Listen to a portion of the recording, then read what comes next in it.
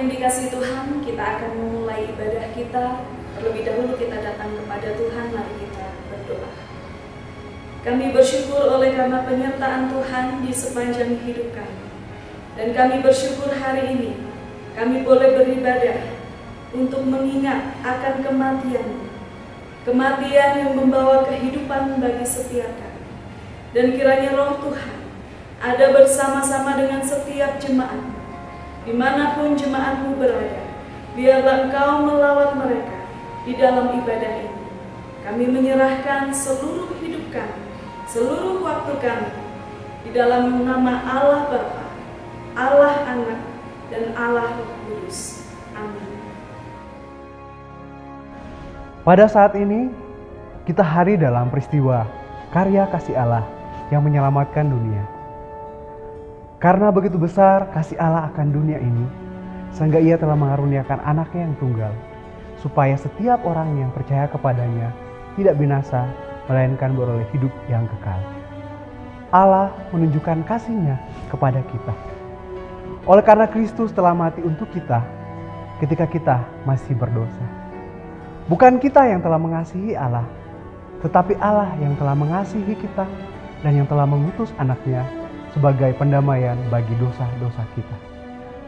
Allah yang kaya dengan rahmat, oleh karena kasih-Nya yang besar yang dilimpahkannya kepada kita, telah menghidupkan kita bersama-sama dengan Kristus.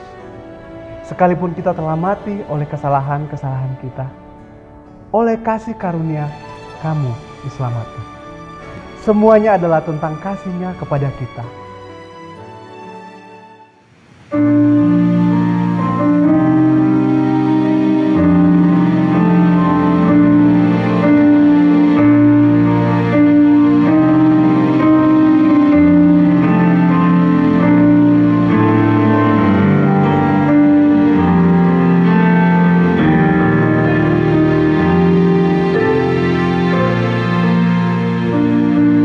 Atas semua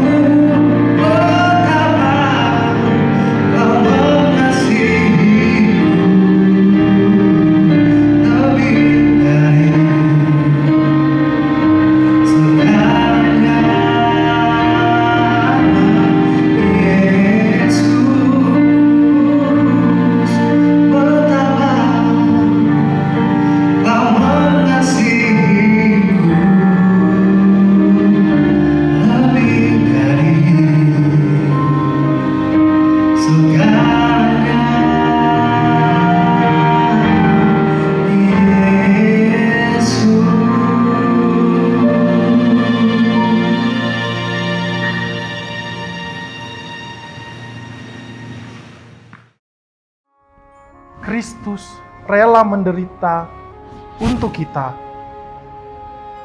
Bahkan Allah telah menetapkan kematiannya jauh sebelum ia dilahirkan.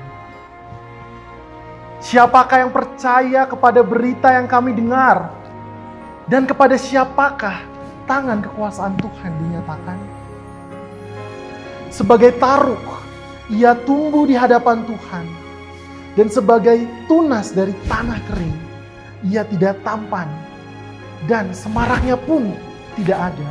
Sehingga kita memandang dia dan rupa pun tidak.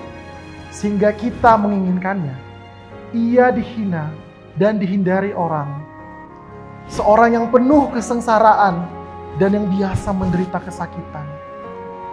Ia sangat dihina sehingga orang menutup mukanya dari dia. Dan bagi kita pun, dia tidak masuk hitungan. Sesudah kesusahan jiwanya, ia akan melihat terang dan menjadi puas. Dan hambaku itu, seorang yang benar, akan membenarkan banyak orang oleh hikmatnya dari kejahatan.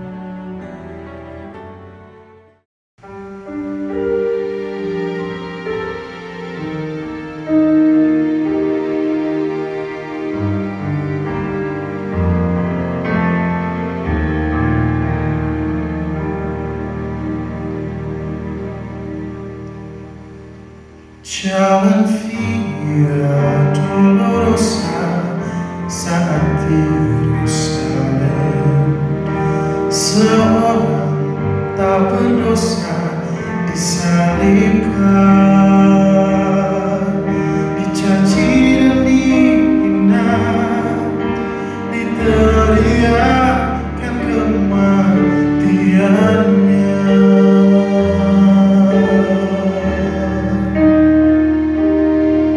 Dia disiksa dan didera, dicabut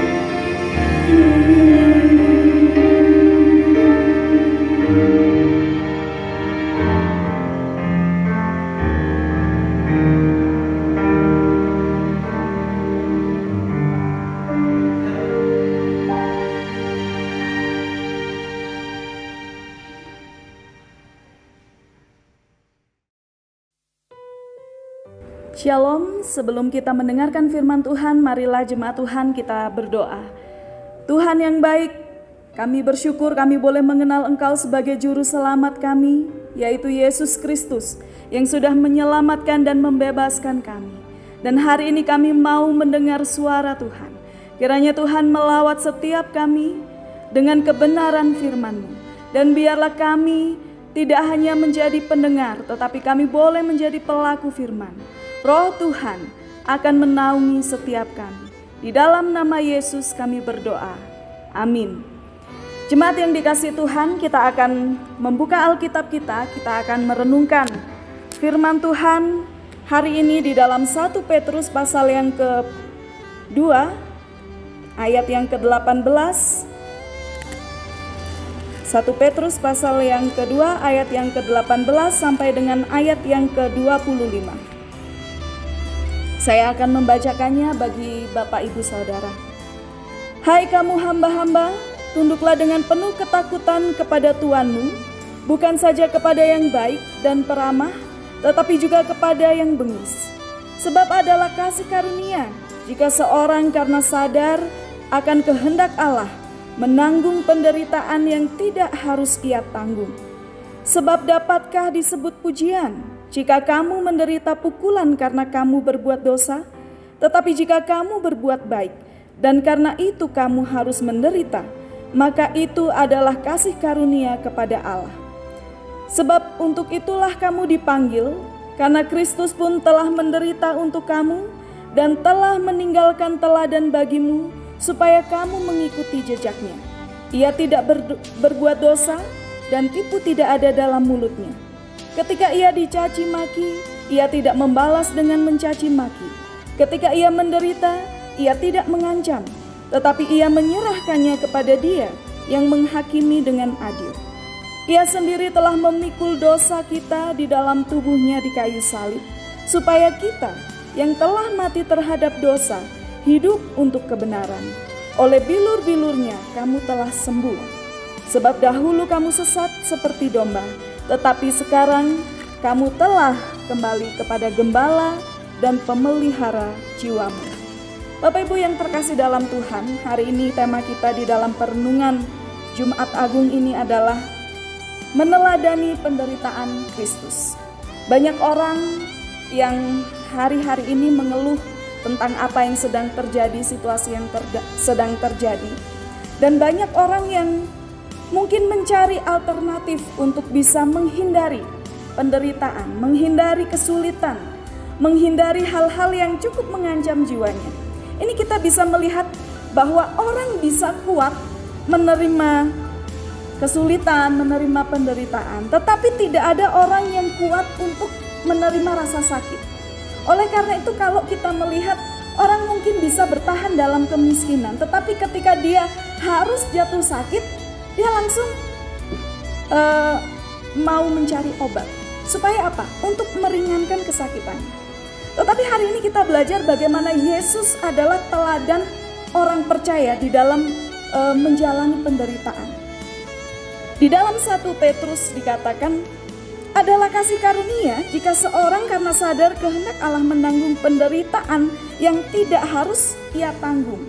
Jadi rupanya ada perbedaan, ada dua penderitaan. Penderitaan yang karena disebabkan oleh dirinya sendiri, tetapi ada juga penderitaan atau kesulitan yang memang seharusnya dia tidak mengalami itu, tetapi Tuhan izinkan dia mengalami penderitaan. Nah, kita akan berbicara tentang penderitaan yang jenis kedua. Bagaimana seharusnya kita tidak mengalami kesulitan itu, tetapi kita harus mengalaminya. Apa yang harus orang percaya perbuat? Apa yang harus orang Kristen perbuat ketika harus mengalami itu? Maka yang menjadi rule, yang menjadi contoh kita adalah Yesus sendiri.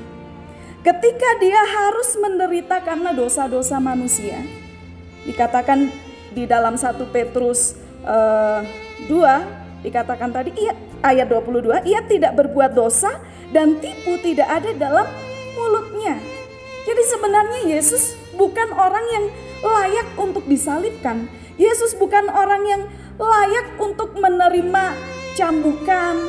Yesus bukan layak orang orang yang layak untuk menerima cercaan dan makian, tetapi dia menerima semua itu dan menyelesaikan penderitaannya sampai akhir. Banyak orang yang mengikut Kristus akhirnya mundur karena kesulitan, karena penderitaan yang dia alami. Bagi orang percaya, menyelesaikan sampai akhir adalah satu tanggung jawab. Kita diutus Tuhan untuk menyelesaikannya. Bukan apa yang awal yang kita lakukan yang menjadi pujian, tetapi ketika kita sudah menyelesaikan. Rasul Paulus pernah berkata bahwa aku telah menyelesaikan pertandingan. Hidup ini adalah sebuah pertandingan, semua orang diuji dari segala sisi, dan penderitaan setiap kita dicobai dengan penderitaan yang berbeda-beda. Ada orang yang diuji dengan harta, kemiskinan, ada orang yang diuji dengan kesehatan, ada yang diuji dengan pasangan, ada yang diuji dengan keluarga. Setiap kita punya kesulitan, punya penderitaan yang berbeda. Tetapi bagaimana kita mengakhiri seperti Yesus mengakhiri? Itulah poin yang paling penting. Di sini hal yang paling menarik adalah ketika Rasul Petrus ini berbicara masalah kalau kita harus menderita yang bukan disebabkan karena kelalaian kita, itu adalah kasih karunia. Kenapa karunia? Kita sering berpikir bahwa kasih karunia itu adalah hanya masalah berkat, ya. Karunia itu hanya masalah talenta. Tidak. Di dalam saudara menderita, di dalam saudara mengalami kesulitan, ternyata di situ ada karunia Tuhan. Ada kasih karunia Tuhan. Supaya kita bisa melihat kemurnian iman kita dan kita melihat bagaimana Allah campur tangan di dalam segala kesulitan. Hal yang pertama kita melihat ketika Yesus mengalami penderitaan, dikatakan di sini dia tidak mencaci ketika dia dicaci. Adalah hal yang paling sulit ketika orang kemudian ngatain hidup kita gitu ya, campur aduk dengan masalah hidup kita, kemudian kita difitnah. Pasti yang terlontar dalam pikiran kita adalah kita ingin balas juga. Ketika kita mulai dihakimi dengan sesuatu hal yang tidak kita lakukan, orang akan cenderung untuk mempertahankan dirinya. Defense mekanismenya itu akan membuat dia berargumen, oh saya tidak melakukan itu. Orang akan mengklarifikasi. Tetapi Yesus ketika dia dicaci, dia tidak balas itu mencaci. Dia tidak membalas semua tudingan-tudingan itu dengan menjelaskannya, tidak. Kita melihat bahwa dia benar-benar menggenapi nubuat dari kitab Yesaya bahwa dia itu seperti anak domba yang keluh yang dibawa dan kemudian tidak ada daya untuk dia bisa memberontak. Jadi Yesus tidak membalas orang yang mencibir, mencaci dia dengan sebuah hal yang sama. Oleh karena itu, bagian yang terpenting di dalam hidup kita yang ditulis di dalam Yakobus adalah apa? Pengendalian diri dengan lidah. Kontrol dari lidah kita. Karena apa? Ketika kita sudah menghadapi kesulitan dan kita tidak bisa mengontrol apa yang kita katakan, itu menjadi satu bumerang. Kita akan bisa menghadapi kesulitan yang lain karena perkataan kita. Dan Tuhan berkata bahwa aku yang menjadi pembelamu, aku yang akan menunjukkan kebenarannya. Tuhan yang akan menjadi hakimnya. Kita nggak perlu susah-susah. Itu firman Tuhan. Dan di sini kita lihat dia menyerahkan kepada Allah. Dia menyerahkan setiap penderitaannya kepada Allah. Yang berikutnya ketika ia tidak membalas dengan apa? Ketika dia diancam, dia tidak membalas mereka, tetapi dia menyerahkannya kepada dia yang menghakimi dengan adil. Saudara, adilkah ketika Yesus mengalami satu penderitaan, yaitu salib? Dia harus dicambuk sedemikian rupa, dipermalukan. Adilkah itu bagi dia yang tidak melakukan dosa, tidak berbuat dosa? Pasti tidak adil. Tetapi kenapa dia mau menerima?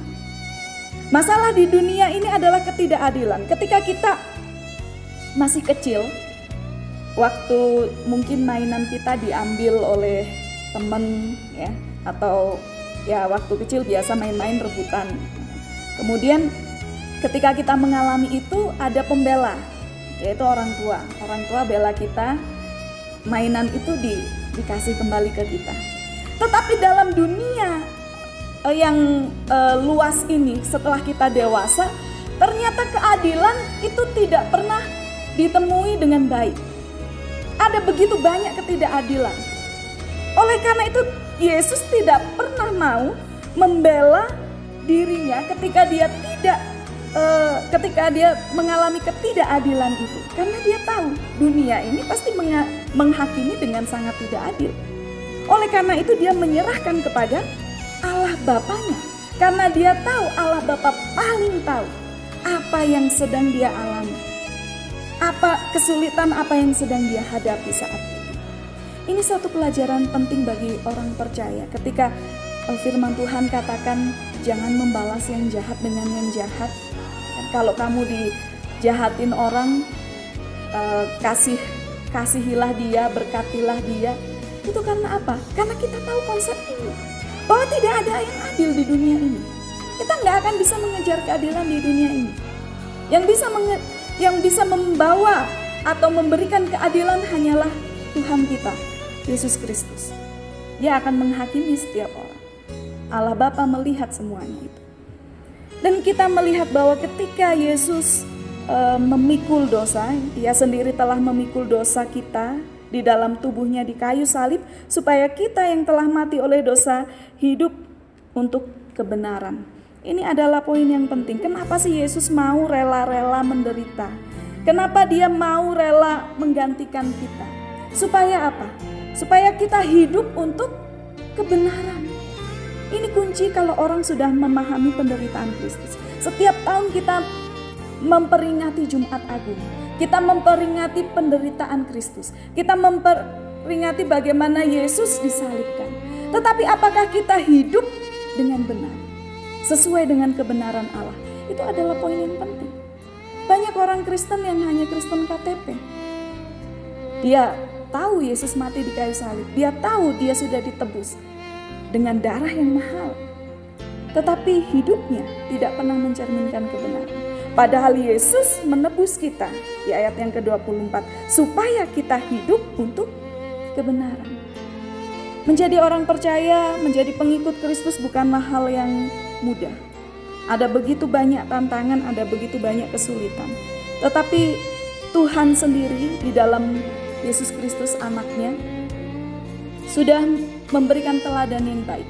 Ketika dia mengalami satu trial, ketika dia mengalami satu pencobaan, dia menyelesaikannya dengan baik.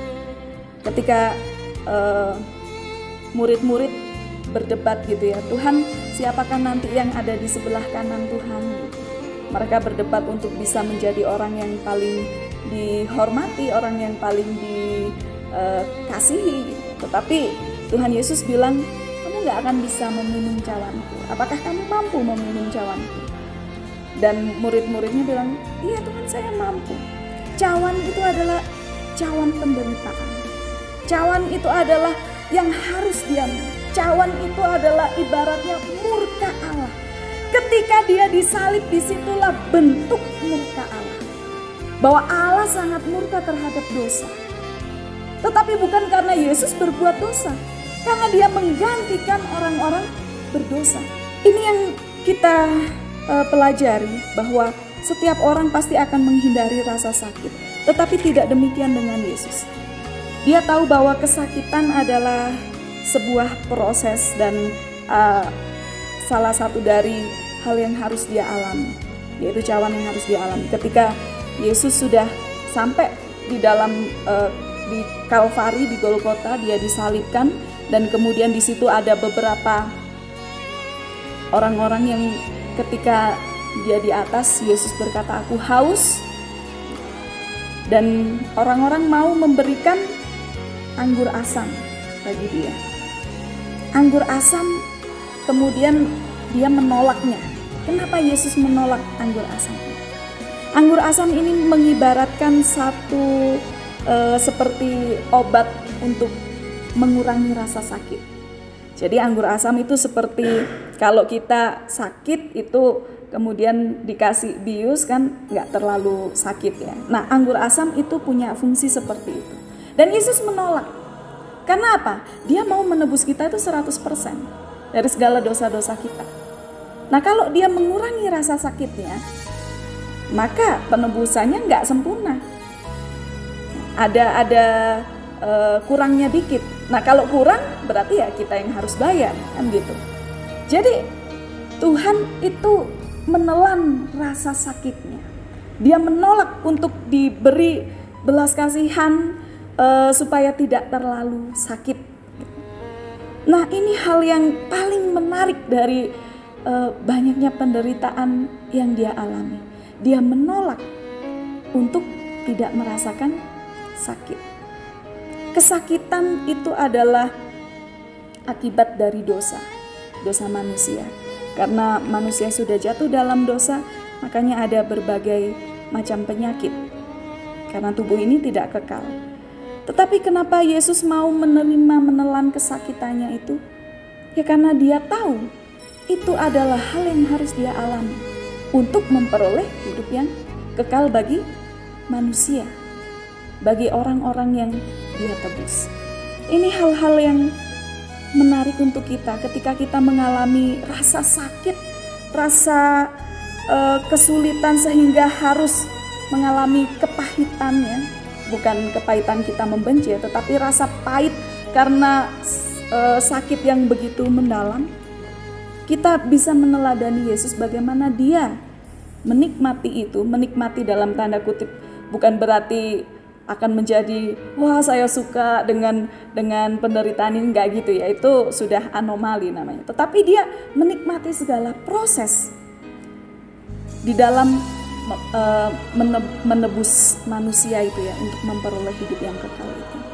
Jadi di dalam perjalanan kita untuk menuju ke dalam kehidupan yang kekal, kita akan menikmati rasa-rasa sakit itu, menikmati kesulitan-kesulitan, menikmati penderitaan-penderitaan, walaupun kita tentunya pasti mengalami jatuh bangun di dalamnya.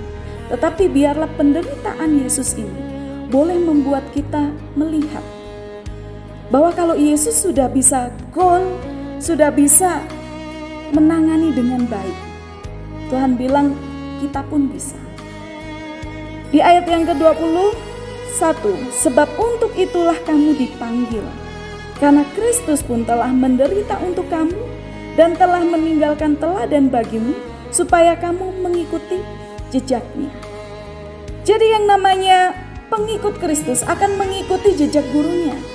Nah, kalau guru kita bisa bertahan di dalam kesulitan, bisa bertahan di dalam penderitaan, kita pun akan diberikan kekuatan untuk bisa bertahan di dalam ujian-ujian yang kita hadapi, di dalam kesulitan-kesulitan yang kita hadapi. Dan di sini di ayat yang ke-18 dibuka dengan apa? Hai kamu hamba-hamba, tunduklah dengan penuh ketakutan kepada Tuhanmu, bukan saja kepada yang baik, peramah, tetapi juga kepada yang bengis. Masalah penderitaan ini selalu berhubungan dengan orang yang bisa menekan kita. Oleh karena itu yang pertama dibuka dengan apa? Kita diposisikan sebagai hamba, diposisikan sebagai orang yang di bawah. Orang yang di bawah itu pasti selalu kena tekanan. Tetapi firman Tuhan katakan kamu harus tunduk dengan penuh ketakutan. Bukan kepada orang yang baik saja, tetapi orang yang bengis sekalipun kita mesti tunduk kepada dia. Nah, ketundukan ini yang jarang sekali orang bisa mau. Tidak ada orang yang mau ditekan di dunia ini. Tetapi ketika kita memahami bahwa untuk itulah kita dipanggil, ternyata penderitaan-penderitaan, kesulitan-kesulitan itu membawa berkat. Oleh karena itu kenapa dikatakan kasih karunia? Sebab adalah kasih karunia jika seorang karena sadar akan kehendak Allah menanggung penderitaan yang tidak harus ia tanggung. Yang pertama ini adalah berkat, yang kedua ini adalah kehendak Allah. Jadi kalau kita mengalami kesulitan bukan karena kita, itu adalah kehendak Allah. Dan itu akan bisa menjadi berkat. Di dalam seluruh tulisan Alkitab, firman Tuhan, di dalam seluruh kisah para nabi dan rasul, siapa sih rasul yang gak pernah mengalami penderitaan? Siapa rasul yang tidak pernah mengalami yang namanya kesulitan? Gak ada. Tetapi bukankah karena penderitaan mereka, karena kesulitan mereka, justru mereka menjadi Injil yang hidup. Mereka menjadi pembawa kabar sukacita. Bukankah karena kesulitan mereka, maka nama Allah dipermuliakan? Oleh karena itu ketika kita diperhadapkan dalam situasi yang sama, kita mengalami kesulitan, mengalami penderitaan, anggaplah sebagai berkat. Karena justru dari situ kita akan memperoleh kasih karunia dan orang akan memuliakan Allah di dalam kesulitan yang sedang kita hadapi. Ketika kita mau bersaksi, itu bukan hanya ketika kita diberikan talenta, kita bisa menyanyi, kita bisa main musik. Tetapi ketika kita melewati segala kesulitan hidup yang Tuhan izinkan, itu menjadi kesaksian yang paling mujarab, kesaksian yang paling manjur.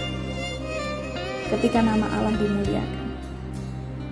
Hal yang sangat luar biasa dari penderitaan Kristus di kayu salib. Bukan hanya kita mengenang bagaimana dia mati, tetapi untuk apa dia mati? Untuk apa dia repot-repot di salib? Yaitu supaya kita hidup dengan benar. Yang menjadi pertanyaan kita, apakah kita sudah hidup di dalam kebenarannya? Apakah kita sedang menyia-nyiakan kematian Kristus di kayu salib? Dia hidup untuk mati, tetapi kematiannya untuk menghidupkan banyak orang. Dia sudah merelakan nyawanya.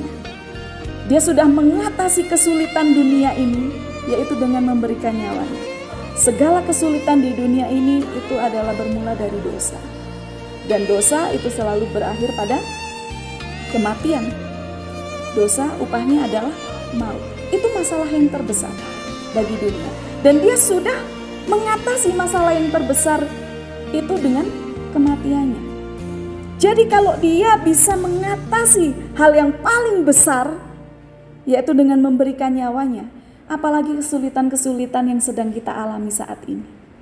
Itu tidak ada bandingannya. Itu hanya kecil di mata Tuhan. Dia akan sanggup mengatasinya. Yang perlu kita lakukan adalah menikmati proses. Bagaimana kita menjalani kesulitan itu, menjalani hal-hal yang tidak kita inginkan, hal-hal yang tidak menyenangkan kita itu, dengan satu pemikiran bahwa itu adalah kehendak Allah dan untuk memuliakan Allah. Allah memberikan dasar bagi iman dan pengharapan kita, bahwa Yesus bukan hanya mati, tetapi nanti kita akan memperingati juga kebangkitannya. Ini berarti bahwa kita tidak peduli seberapa hebat darah Yesus tercurah, tetapi jika tidak ada kebangkitan, maka sia-sialah apa yang sudah kita perjuangkan. Tetapi karena Kristus telah memberikan kebangkitan, yaitu kebangkitan juga bagi setiap kita yang sudah mati karena dosa-dosa kita, maka kita akan memperoleh kemuliaan Allah. Allah sudah membangkitkan Yesus dan Dia akan membangkitkan kita semua. Kita yang hidup, kita yang sudah bangkit dari segala kematian dosa kita. Kita hidup benar di hadapan Tuhan. Apakah selama ini kita menilai hidup kita dari perspektif dunia menilai kita, atau kita menilai hidup kita bahwa Allah melakukan segala sesuatu untuk memuliakan Dia di dalam hidup kita? Mari kita berdoa. Tuhan yang baik, kami bersyukur untuk firman-Mu hari ini yang sudah mengingatkan kami tentang penderitaan Tuhan, bahwa ketika kami harus menderita sama seperti Engkau sudah melewatinya, kami pun percaya bahwa kami bisa melewati segala kesulitan, segala penderitaan yang kami alami saat ini dengan kekuatan yang daripada Tuhan. Dan biarlah Tuhan, Engkau yang akan memimpin kami untuk menemukan hidup yang benar sehingga kami memuliakan Allah. Di dalam nama Yesus kami berdoa. Amin.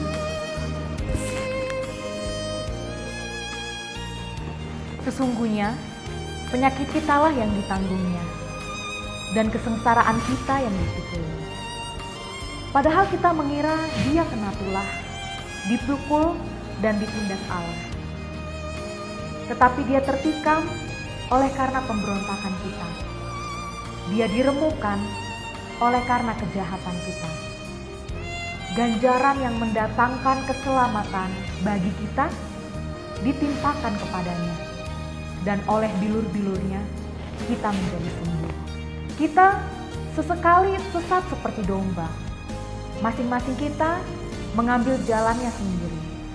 Tetapi Tuhan telah menimpakan kepadanya kejahatan kita sekalian. Dia dianiaya, tetapi dia membiarkan diri ditindas dan tidak membuka mulutnya seperti anak domba yang dibawa ke pembantaian. Seperti induk domba yang keluh di depan orang-orang yang menggunting bulunya. Ia tidak membuka mulutnya. Sesudah penahanan dan penghukuman, ia terambil. Dan tentang nasibnya, siapakah yang memikirkannya? Sungguh, ia terputus dari negeri orang-orang hidup. Dan karena pemberontakan umatku, ia kena tulas. Orang menempatkan kuburnya di antara orang-orang fasik, dan dalam matinya, ia ada di antara penjahat-penjahat. Sekalipun ia tidak berbuat kekerasan, dan tipu tidak ada di dalam mulutnya. Tetapi Allah memberikan upahnya, penderitaan yang mendatangkan keselamatan.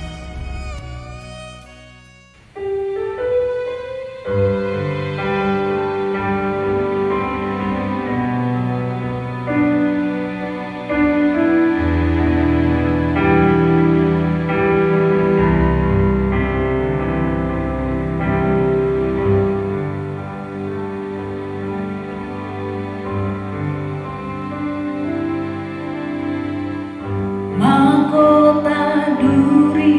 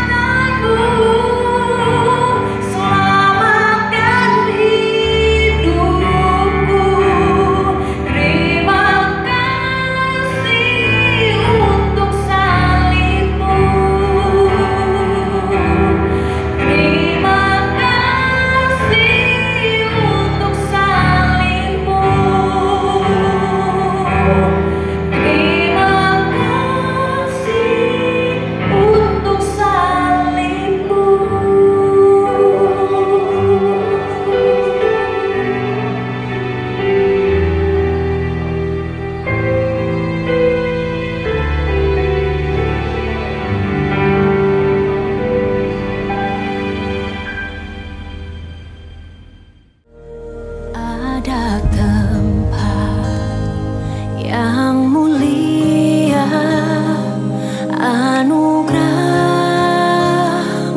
tercurah. Kau berikan hidup-Mu sebagai ganti dosaku.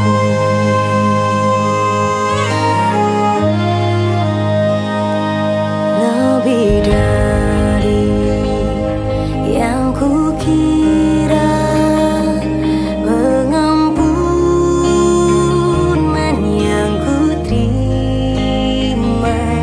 kasih Yesus yang abadi mengalir di Kalvari.